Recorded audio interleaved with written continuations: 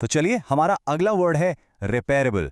अब ये एक एडजेक्टिव है, यानी कि एक विशेषण। इसका मतलब आखिर है क्या? सिंपल सा है, कोई भी ऐसी चीज या कोई ऐसी सिचुएशन जिसे ठीक किया जा सके, जिसकी मरम्मत हो सके। बेसिकली अगर कोई चीज रिपेयर हो सकती है तो वो रिपेरेबल है। आसान है ना? ओके, तो इसको एक रियल लाइफ एग्जाम्पल से समझते हैं। मान लीजिए आपकी कार को थोड़ा सा डैमेज हो गया। थोड़ी टेंशन तो होगी, है ना? लेकिन अच्छी बात यह है कि उसे ठीक किया जा सकता है। तो ऐसे केस में हम कहेंगे कि डैमेज रिपेरेबल था, बिल्कुल इस सेंटेंस की तरह। Luckily the damage to the car was repairable and the mechanic fixed it in a day. और पता है, ये वर्ड सिर्फ कार जैसी चीजों के लिए ही नहीं है।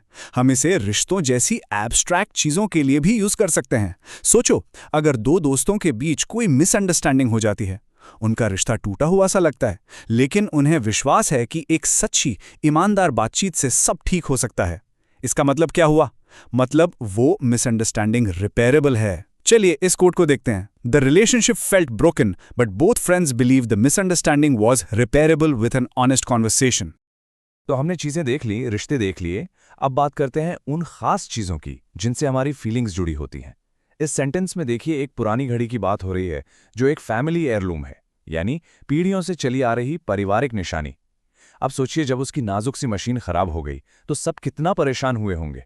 पर उनकी सांस में सांस तब आई जब एक जूलर ने कहा कि हाँ, इसका मैकेनिज्म रिपेरेबल है। आइए पूरा सेंटेंस सुनते हैं।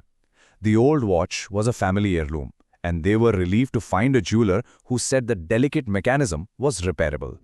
ओके, अब थोड़ा मॉडर्न वर्ल्ड में चलते हैं, टेक की दुनिया में। आपने सॉफ्टवेयर बग्स और ग्लिचेस के बारे में तो ज़रूर सुना होगा, राइट? जब भी ऐसा कुछ होता है तो कंपनीज को अपने यूजर्स को यह बताना पड़ता है कि प्रॉब्लम ठीक हो सकती है या नहीं। बिल्कुल इस टेक न्यूज़ रिपोर्ट की तरह, जहां कंपनी अपने यूजर्स को तसल्ली दे रही है कि जो ग्लिच है वो रिपेयरेबल है और एक नए पैच यानी एक अपडेट से ठीक हो जाएगा। चलिए इस कोड को पढ़ते हैं। While the initial software bug caused major issues, the company assured its users that the glitch was repairable with an upcoming patch.